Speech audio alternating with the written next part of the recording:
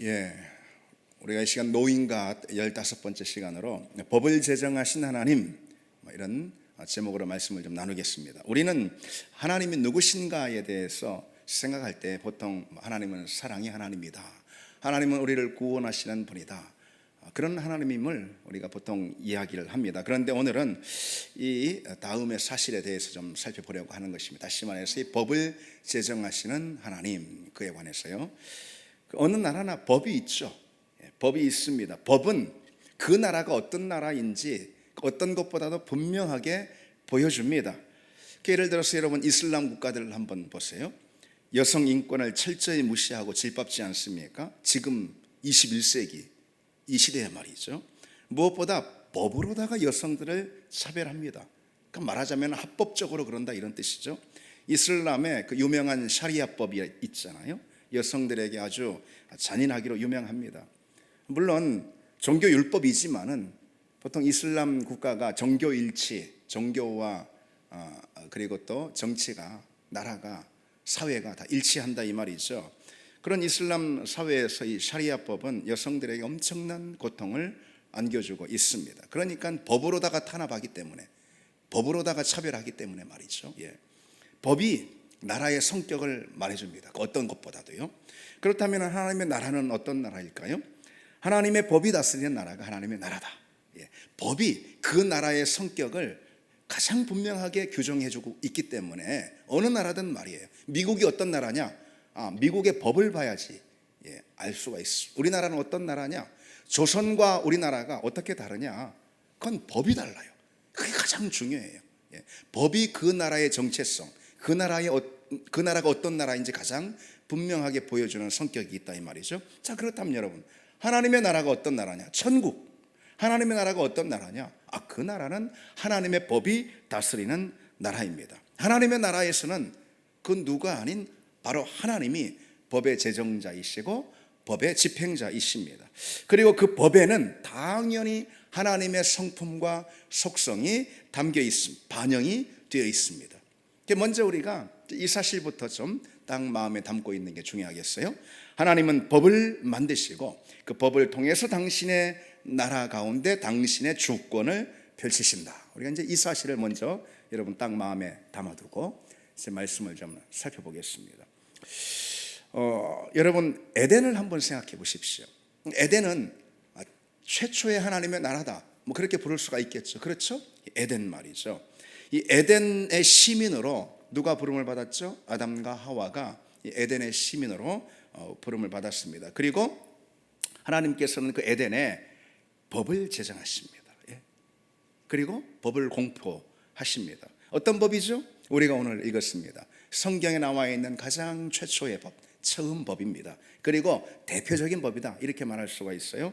선악을 알게 하는 나무의 열매는 먹지 말라. 이게 법인 거예요.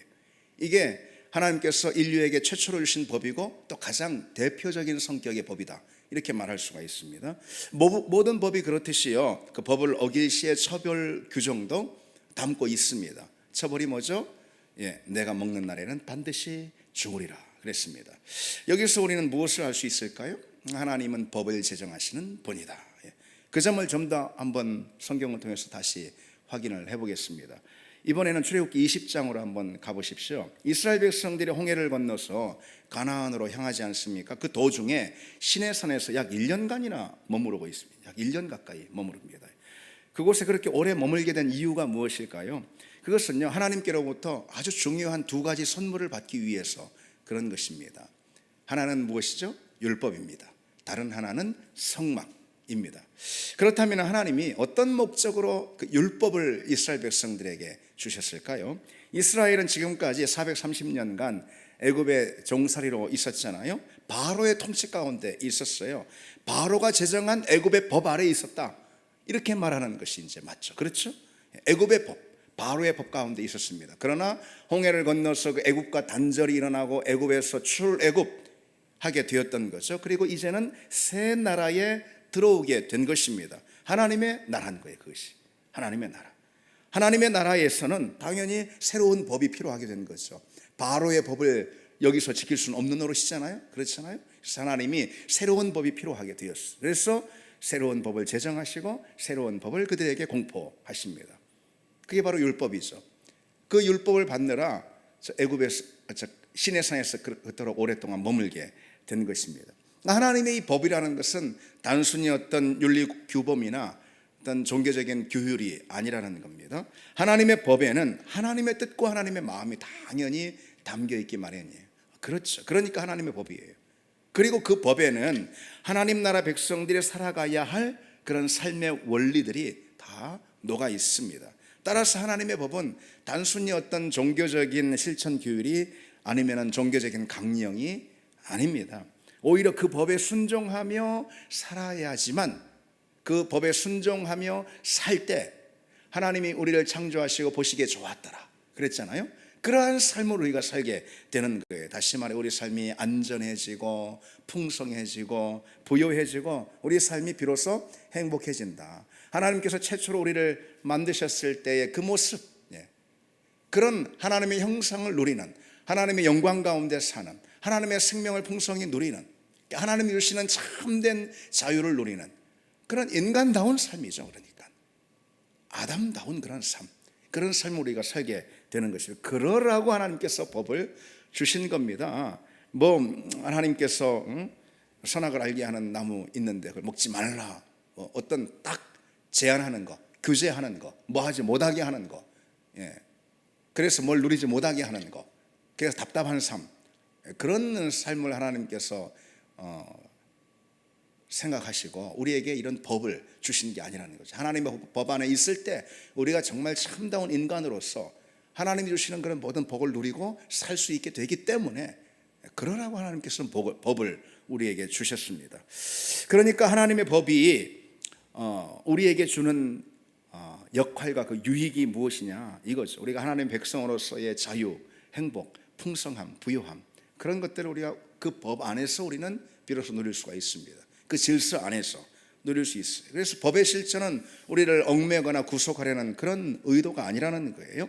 우리에게 자유를 줍니다. 여러분, 자기 마음대로 살려고 하는 거 있잖아요. 정확하게 자기 마음대로 살려고 하는 것은 자아의 욕망에 얽매이는 삶이다. 정확히 그렇게 말할 수가 있습니다.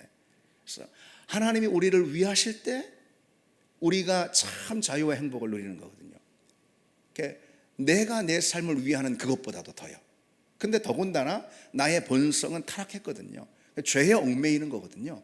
그래서 내가 마음대로 사는 것은 사실 내 마음대로 살게 되는 것이 아니고 죄의 욕망을 실천하는 그런 결과만 낳게 됩니다.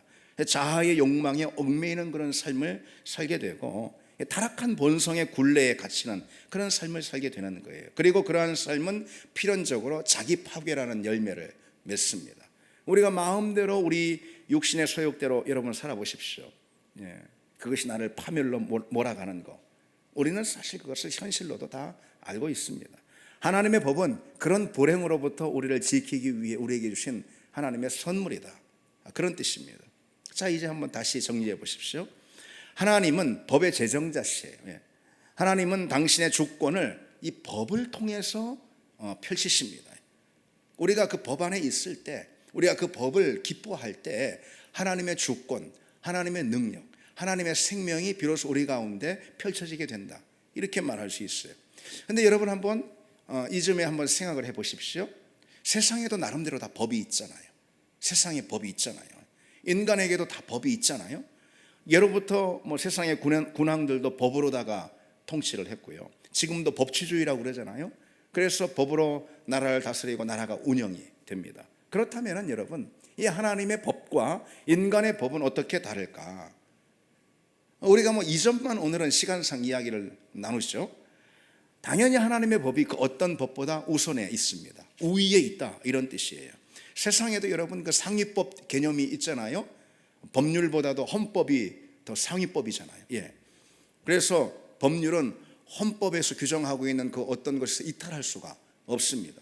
지방의 조례들이 있잖아요. 요즘 지자체 시대니까 지방의 조례들보다도 국가의 법령이 당연히 더 우선하는 거죠. 그 둘이 충돌할 때 국가의 법령을 따르는 것이죠. 법률과 헌법이 충돌할 때 헌법을 따라야 하는 것이죠. 그런 것입니다. 잠언 8장 15절에 이렇게 말씀하고 있어요. 나로 말미암아 왕들이 치리하며 방백들이 공의를 세운다. 이런 거예요. 하나님을 통해서, 하나님으로 말미암아 왕들이 치리를 하고 법관들이 의로운 법을 만든다. 그런 겁니다. 왕들과 법관들도 하나님을 통해서 치리를 하고 또 법을 만든다는 그런 뜻이에요. 왜일까요? 하나님의 법이 상위법, 우선하는 법이기 때문에 그런 거죠. 복음서에 보면은요, 바리새인들이 예수님을 그 올무에 딱 걸기 위해 가지고서 믿기 질문이라고 그래요. 이것을 딱 올무에 걸기 위해서 이런 질문을 하잖아요. 가이사에게 세금을 바치는 것이 옳으니까 옳지 아니하니까, 이렇게요. 이건 당시 아주 그 예민한 문제였거든요. 왜냐하면은 이 당시 유대는 로마의 식민 통치를 받고 있었기 때문에 그렇습니다. 그래서 예수님이 가이사에게 세금을 바치는 것이 옳다라고 답을 하면은 예수님을 따랐던 이 식민 백성들, 유대인들이잖아요. 다 유대인들, 예수님을 따랐던 그 사람들이 다 예수님께 등을 돌리게 될 터이고요. 아니면은 예수님께서 반대로 가이사에게 세금을 바치는 것이 옳지 않다라고 이렇게 답을 하면은 곧바로 마치 무슨 이 반체제 활동을 한 그런 죄목으로다가 빌라도에게 고발을 당하게 돼 있는 그런 질문인 거죠. 그 질문에 주님께서 아주 기가 막히게 답을 하시잖아요. 뭐라고 답을 하시죠? 가이사의 것은 가이사에게, 하나님의 것은 하나님에게. 어떻게 하라는 것입니까? 이것이 어떻게 적용해서 실천하라는 그런 말씀일까요? 가이사의 것은 가이사에게, 황제의 것은 황제에게, 그렇죠? 하나님의 것은 하나님에게. 이 답을 통해서 주님께서 의미하신 바가 어떤 것일까? 우선 이 점만큼은 이제 분명히 알 수 있는데, 먼저 여러분에게 한번 질문부터 좀 해보겠습니다. 어느 것이 맞을까?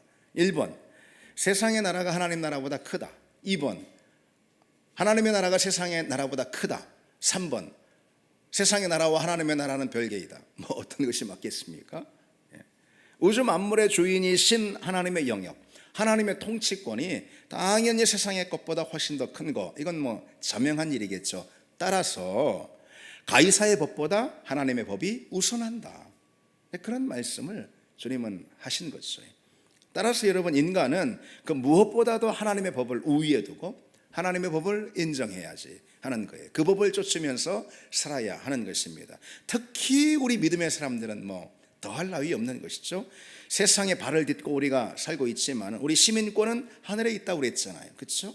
그래서 우리에게 우선적으로 먼저 적용돼야 하는 더 중요한 법이 어떤 법이죠? 세상의 법이 아니라, 인간이 만든 법이 아니라 하나님이 만드신 법, 하나님의 법인 것입니다. 우리가 그 법이야말로 우리가 지켜야 할 최고의 법이다. 우리 그 사실을 여러분 절대 잊지 말아야 합니다. 우리가 발을 땅에 딛고 살고 있지만은 우리 그 사실 잊지 말아야 합니다.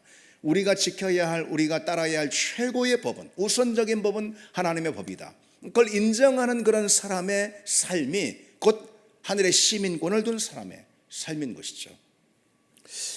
중요한 사실은요, 하나님의 법이 있다, 이런 뜻이에요. 하나님의 법이 있다. 이걸 divine law라고 합니다. divine law. 하나님의 법이 있다. 그 법은요, 하나님이 피조 세계를 만드실 때 하나님이 그 안에 질서와 규범으로 새겨지게 돼 있어요. 이 divine law는, 하나님의 법은 하나님이 만드신 피조 세계 가운데 질서와 규범으로 새겨지게 돼 있습니다. 그걸 가리켜서 자연법, natural law, 자연법 이렇게 말합니다. 그 자연법은요, 우리의 양심을 통해서 작동하게 됩니다. 그 자연법을 바탕으로다가 인간의 다른 많은 법들, human law라고 말할 수 있죠. 많은 나라들이 다 법을 가지고 있잖아요. 그렇죠? 그 많은 법들, human law가 다 만들어지게 되는 거죠. 가장 상위법이 뭐예요? divine law, 하나님의 법. 그러니까 하나님의 법이 하나님이 만드신 피조 세계 가운데 질서와 규범으로 새겨졌어요. 우리 양심에도 새겨졌어요. 그걸 가리켜서 내추럴 로, 자연법이라고 합니다. 세상에 많은 인간이 만드는 법, 휴먼 로, 인간이 만드는 법은 그 자연법에 기초하게 되어 있습니다. 그래서 인간이 만든 모든 법은 자연법의 테두리 안에 있고요, 자연법은 하나님의 법에 근거하는 거예요. 그리고 하나님의 법은 어디에 근거할까요? 하나님의 성품에 근거하는 것입니다. 하나님의 성품은 피조 세계 안에 다 깃들어 있습니다. 그것이 바로 피조 세계의 어떤 질서와 규범이 되는 것입니다. 여러분 잘 따라오고 계십니까? 어렵지 않죠? 예. 예를 들어서 이런 거예요. 예를 들어서 쉽게 살인이라는 거 있잖아요. 하나님의 성품이 허락하지 않아.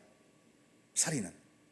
따라서 하나님은 인간을 창조하실 때 살인을 불법으로 인간의 양심 가운데 새겨 넣어 주셨어요. 예. 그처럼 하나님이 인간과 모든 피조물을 창조하실 때 그 안에 하나님의 법이라는 것을 새겨 넣어 주셨다. 이런 거예요. 그걸 가리켜서 아까 뭐라고 그랬죠? 자연법이라고 말씀드렸습니다. 그걸 이제 다른 말로 양심의 법이다, 뭐 이렇게 말할 수도 또 있을 것입니다. 하나님이 인간을 창조하실 때에 당신의 법과 규범이 인간의 본성에 자연스럽게 반영이 되도록 그렇게 창조를 하신 거죠. 당연하죠. 하나님의 형상으로 만드셨다 또 그랬잖아요. 그래서 창세기 1장에 보니까 하나님이 인간을 만드시고 어때요? 보시기에 좋았더라. 당신의 성품이 그 인간의 양심 가운데 다 반영이 되어 있기 때문에 하나님의 법 안에서 하나님의 손으로 여기시는 것들을, 그래서 우리 인간도 어때요? 우리도 자연스럽게 손으로 그렇게 여겨요. 왜? 하나님의 법이 우리 가운데 양심에 심겨져 있기 때문에 하나님이 손으로 여기는 것을 우리도 내추럴 굿, 그것도 너무 자연스럽게 손으로 여기는 거예요. 하나님이 의로 여기시는 것을 우리도 자연스럽게 의로 여기는 거, 어거지로 그러는 것이 아니고 자연스럽게 이게 선이지, 누구나 다 할 것 없이 이게 의로운 거야, 다 그렇게 생각을 하게 된다는 거예요. 그것을 가리켜서 양심의 법이다 이렇게 말하는 겁니다. 하나님은 피조 세계가 그 질서와 법, 하나님이 새겨 넣으신 그 질서와 법 안에 세워지도록 만드신 거예요. 하나님이, 창조주 하나님이. 그 질서를 이탈할 때 어떻게 돼요? 하나님 보시기에 좋도록 만들어진 그 피조 세계는 인간이든 피조물이든 무엇이든 다 망가지게 되는 것이고 다 훼손되게 되는 것입니다. 처음에 아담은 어땠어요? 처음에 아담은 하나님이 그 마음에 심어주신 그 질서를 기뻐했어요. 에덴에서 그 질서를 기뻐하고 그 질서 안에서 행복했습니다. 그러나 죄가 들어왔잖아요. 죄가 들어오고 나선 그 아담의 양심, 곧 인간의 양심이 타락하게 됐어요. 그리고 타락한 인간의 양심은 하나님이 제정하신 법과 질서를 싫어하게 되는 거죠. 자신의 그 빗나간 마음대로 그냥 하기를 원하게 되는 것이죠. 그걸 자유인 양 착각하고 말이죠. 성경은 그러한 양심의 타락한 양심을 가리켜서 뭐라고 말씀하고 있을까요? 예레미야 17장 9절에 만물보다 거짓되고 심히 부패한 것은 뭐라고요? 마음이다 그랬습니다. 본성이 그렇게 타락을 했다는 거예요. 이제 그 타락하고 부패한 양심, 그 본성을 통해서 세상의 문화가 파고드는 거예요. 세상에서 임금은 누구죠? 주님이 그러셨잖아요. 사단 마귀 있어요. 마귀의 문화가 파고드는 거예요. 뭘 통해서요? 뭘 기회로다가요? 타락하고 부패한 그 양심을 기회로다가 악하고 거짓된 마귀가 그런 권세가 침투하게 됩니다. 결국 인간은 하나님의 질서에서 완전히 이탈하게 되는 것이고 하나님으로부터 단절되게 되는 거예요. 하나님의 법을 싫어할 땐 하나님으로부터 단절이 되고, 하나님으로부터 단절이 될 때는 사망이 들어오는 것이죠. 왜? 하나님의 생명이시니까 사망이 들어오는 것이죠. 영광스러운 하나님부터 단절됐기 때문에 우리는 저주 가운데, 죄 가운데 완전히 빠지게 되는 것이고 거기에 사로잡히게 되는 겁니다. 그것이 바로 우리가 지금 보는 세상입니다. 여러분, 세상에 대한 이해를 우리가 이렇게 분명히 성경적으로 가져야 합니다. 여기서 또 우리가 이 사실을 기억해야 합니다. 하나님의 생명과 영광은 아까도 금방 말씀드렸는데 하나님의 법과 질서를 통해서 공급이 되고 누려진다. 뭐라고요? 이게 중요합니다. 그냥 무턱대고 하나님 내게 은혜를 주시옵소서, 복을 주세요, 생명을 누리길 원합니다, 하나님 주시는 은혜를 누리길 원합니다, 무턱대고 그런다고 되는 게 아닙니다. 하나님의 생명과 은혜와 복과 모든 좋은 것들, 하나님 안에 있는 모든 좋은 것들이 있죠. 그거 우리에게 누리라고 하나님이 다 주시거든요. 근데 무엇을 통해서 공급이 된다는 거죠? 하나님의 질서, 하나님의 법. 그러라고 하나님이 법을 주신 거거든요, 우리에게. 그 하나님의 법 안에 우리가 있을 때 하나님의 온갖 좋은 풍성한 은혜와 복들도 우리가 다 누리게 되는 겁니다. 그런데 그 법과 질서를 거부하니 당연히 복과 은혜도 누릴 수가 없게 되는 것이고, 무엇보다 하나님이 공급해 주시는 생명으로부터도 단절이 됩니다. 그래서 사망이 오는 거예요. 그럼 여러분, 하나님의 법은 뭘까요? 하나님의 법은 성경의 말씀에 담겨 있죠. 그런데 뭐 그렇게 말하는 것보다도 이 시간에는 하나님의 법 가운데 제일이 되는 법이 있어요. 제일이 되는 법, 그게 뭘까요? 하나님은 유일한 하나님이다. 그러니 오직 하나님만 섬겨야 한다. 그 외에 다른 무엇도 다 우상이다. 우리 자신도, 자아도, 그 무엇도 하나님 외에 하나님보다 더 섬기는 그 어떤 것도 다 우상이다. 하나님만이 유일한 신이고 하나님만을 섬겨야 한다. 그게 여러분 제일의 법인 거예요. 그 법이 어디 있습니까? 십계명에 나와 있지 않아요. 십계명의 앞에 네 계명이 사실 그 말인 거예요. 그 의미인 것입니다. 그러나 세상의 법은 그 법을 싫어하죠.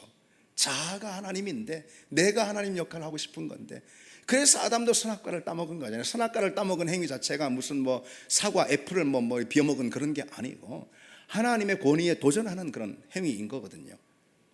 세상은 그 하나님의 법을 싫어합니다. 하나님만을 섬겨라. 하나님이 유일한 하나님이다. 다른 모든 것은 다 우상이다. 아멘. 세상은 그 법을 싫어해요. 그 법을 무시합니다. 타락한 양심은 하나님의 법을 싫어하고 타락한 세상은 하나님의 질서를 거부합니다.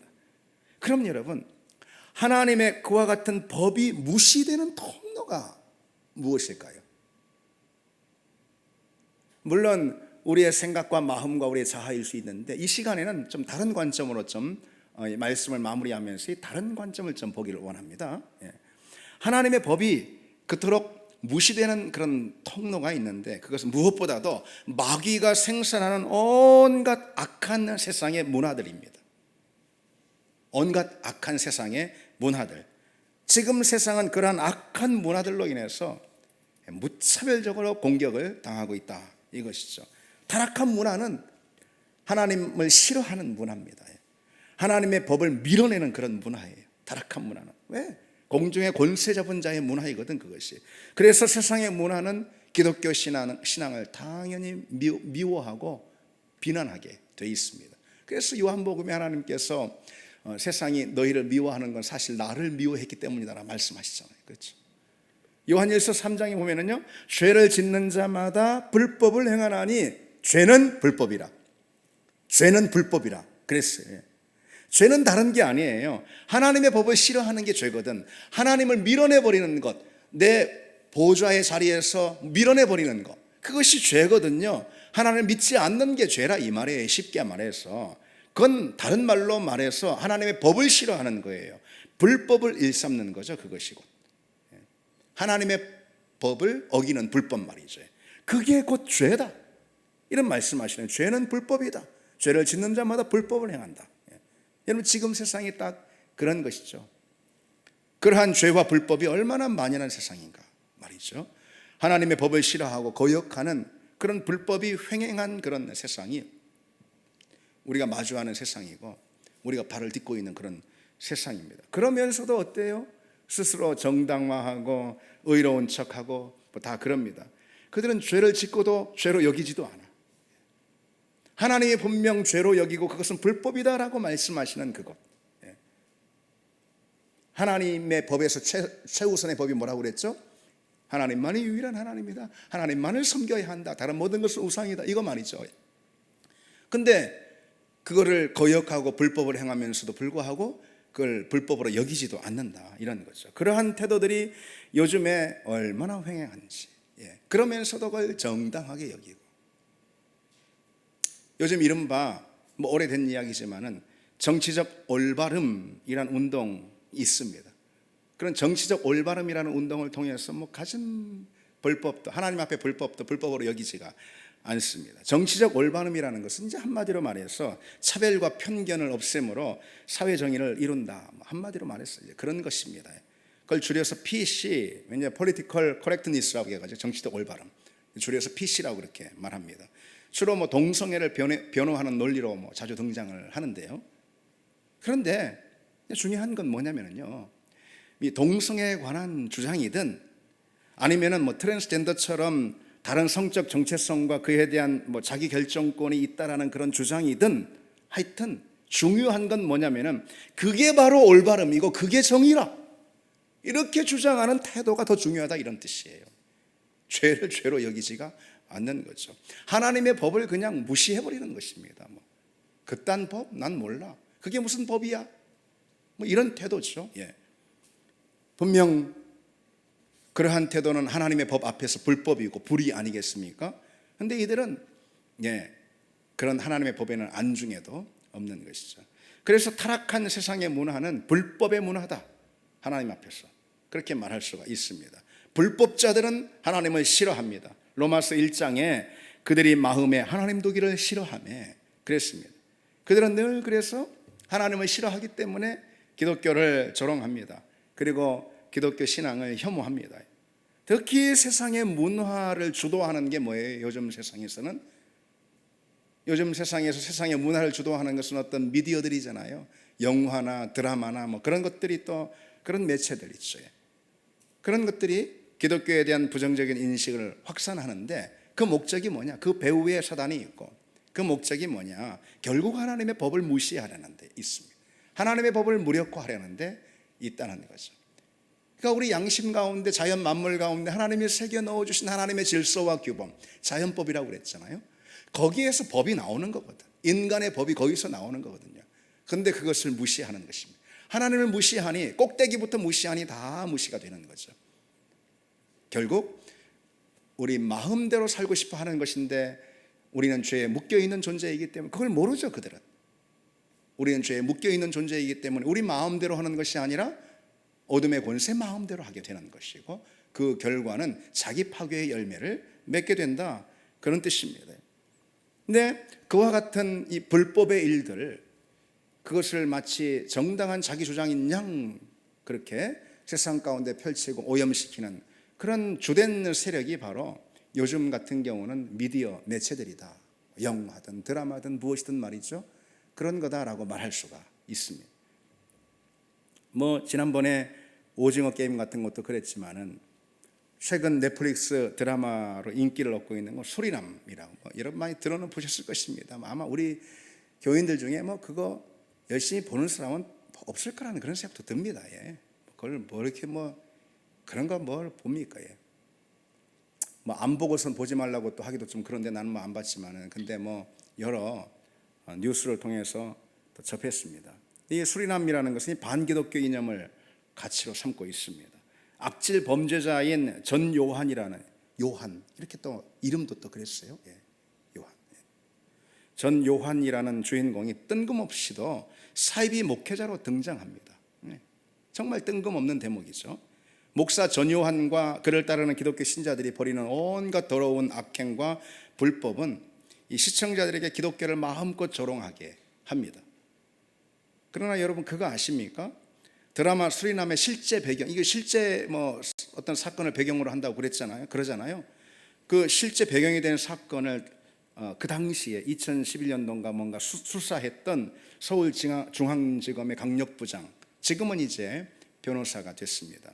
이 김희준 변호사의 인터뷰를 글로 본 적이 있습니다. 그 인터뷰를 보면은 그 국제 마약 사건의 범죄자인 조봉행이에요, 실제 이름이. 이 사람과 그 일당은요, 기독교하고 정말 요즘 사람들 말로 해서 1도 연관이 없어요. 기독교와 1도 연관이 없어요. 그 흔적도 찾을 수가 없어요. 물론 기독교가 어디 가나 선하고 비판받을 일은 안 한다, 뭐 그런 뜻은 아닙니다. 근데 여러분, 비판과 비난은 다르고 또 혐오하고 조롱하는 거, 이런 거는 다릅니다. 세상의 문화가 무엇일까? 기독교를 혐오하고 기독교 신앙을 희화합니다. 하나님의 법을 노골적으로 거부하고요, 하나님의 질서를 무시합니다. 그리고 그것을 은근히 올바름으로 포장하고요, 정의로 위장을 합니다. 물론 그 끝은 사망이죠. 하나님 뭐라고 말씀하시죠? 오늘 본문에 선악을 알게 하는 나무 열매는 먹지 말라. 이 말은 뭐예요? 하나님의 권위에 도전하지 말라, 이런 거예요. 한마디로 풀이해서 먹는 날에는 뭐라고요? 반드시 죽으리라 그랬습니다. 여러분, 우리가 오늘 기억해야 할 메시지가 무엇일까요? 법을 제정하시는 하나님이라는 주제 가운데 하나님은 말 그대로 법을 제정하시고 법을 집행하시는 그런 분입니다. 그 법 안에 있는 길이 피조물인 우리가 진정 살 길이다. 하나님 우리를 사랑으로 창조하셨기에 그 법 안에 있을 때 우리는 하나님의 사랑을 누리고 그 생명도 누릴 수가 있습니다. 온전하고 풍성하고 자유로운 모든 삶을 우리가 거기서 기대할 수가 있습니다. 시편 기자가 그래서 이렇게 고백을 하죠. 내가 주의 법을 어찌 그리 사랑하는지요. 같이 한번 해봅시다. 내가 주의 법을 어찌 그리 사랑하는지요. 예, 그렇습니다. 우리는요 하나님의 법을 누구보다 사랑하고요 그 질서 안에 거하는 그런 삶을 소중히 여기는 여러분 되기를 바랍니다. 그리고 그 법을 모르고 아직까지 어둠의 법 그 그늘 가운데 있는 세상의 많은 영혼들을 거기서 출애굽 빼내어서 하나님의 법, 하나님의 질서 가운데 편입시키는 그런 우리 인생이 다 되기를 바랍니다. 우리 같이 찬양 드리겠습니다.